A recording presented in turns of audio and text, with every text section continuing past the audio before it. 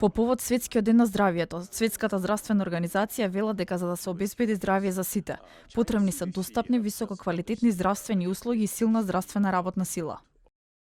Од почетокот на пандемијата, секторот здравство доживеа процената стапка на исцрпеност од 50% меѓу персоналот. Дури и пред ова, многумина мораа да работат за премали плати и во небезбедни услови. Додека светот закрепнува од пандемијата на COVID-19, ќе повикуваме сите земји да ја заштитат и инвестираат во својата работна сила за здравје и грижа. Едноставно кажано, нема здравје без здравствени работници.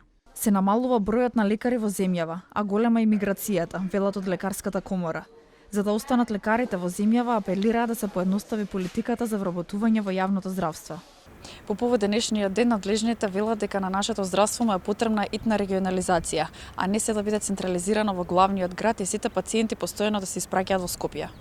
Министерот за здравство, доктор Фатмир Меджити, денеска нагласи дека државата располага со одличен здравствен кадар, а треба да се подобрат условите во наредниот период.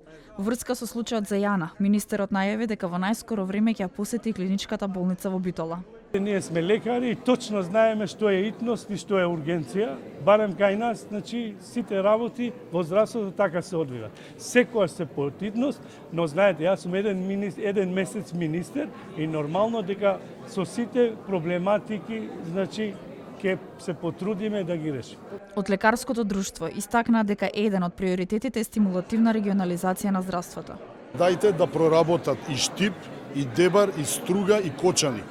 Со жал кажувам дека сега немаме ни царски резови во Кочани, кои што сме ги имале пред 10 години. Тоа е нашиот приоритет.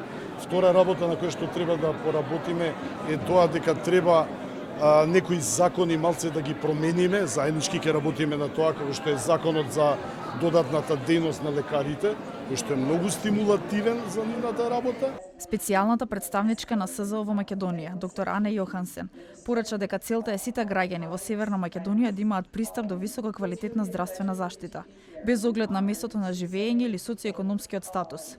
На денешниот свечен собир на тема здравје за сите по повод Светскиот ден на здравјето, добитници на повелба доктор Трифун Пановски се доктор Ѓорги Гоцев, доктор Бисера Ќаева, доктор Елизабета Србиновска, доктор Ана Кафтанџиева, доктор Миле Босилковски, доктор Сонја Бојаџиева, доктор Оливер Станков, доктор Горан Антонов и доктор Татјана Станимаровиќ.